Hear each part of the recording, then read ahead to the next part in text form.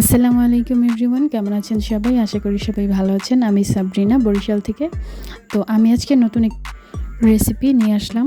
তো আজকে আমি যে রেসিপিটি তৈরি করব সেটা হচ্ছে গুঁড়ো দুধ দিয়ে কীভাবে আমি সন্দেশ তৈরি করি। এটা প্যারা সন্দেশ। তো এর জন্য আমি এখানে গুঁড়ো দুধ নিয়েছি 1/3 কাপ আর চিনি নিয়েছি 1/4 কাপ। তো এখানে আমি একটা প্যান বসিয়ে নিয়েছি। প্যান বসিয়ে আমি এখানে চিনিটা দিয়ে দিয়েছি। তো চিনিটা দিয়ে ক্যারামেলটা করে নেব। তো ক্যারামেল করার জন্য এখানে আমি যে চিনিটা নিয়েছি এটা কিছুক্ষণ হতে থাকুক। আমি যে কালারটা চাচ্ছি এখানে আপনারা খেয়াল করবেন এখানে যাতে চিনিটা পুড়ে না যায়। পুড়ে গেলে কিন্তু একদম তিতা হয়ে যাবে। তো এরপরে আমি এখানে দুধ দিয়ে দেবো 1 কাপের মতো। প্রথমে আমি দিয়ে দিচ্ছি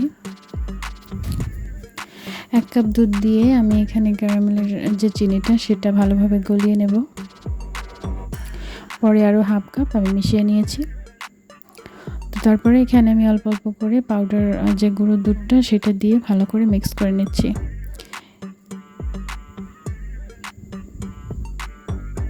তো কিছুক্ষণ নাড়াচাড়া করার পর আমি এখানে একটু ঘি দিয়ে দেব।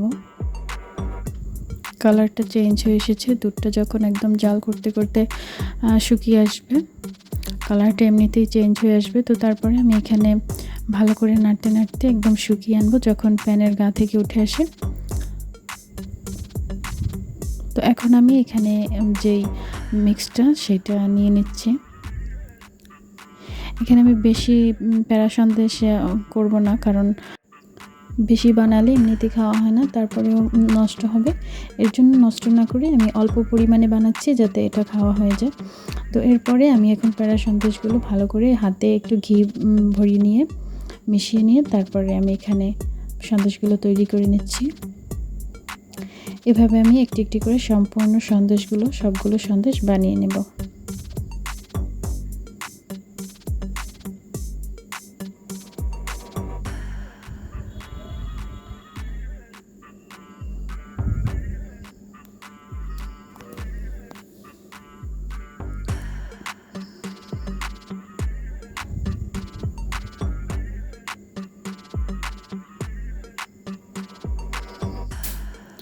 এটা আপনারা বানানো শেষ হলে ফ্রিজে নর্মাল রেখে দেবেন।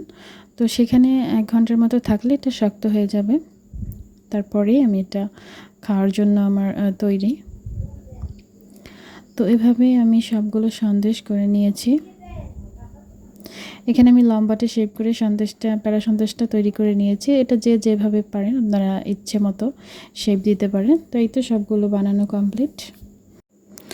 নতুন নতুন আরও মজার রেসিপি পেতে আমার চ্যানেলের সাথেই থাকবেন। আমার চ্যানেলটি সাবস্ক্রাইব করবেন। আল্লাহ হাফেজ।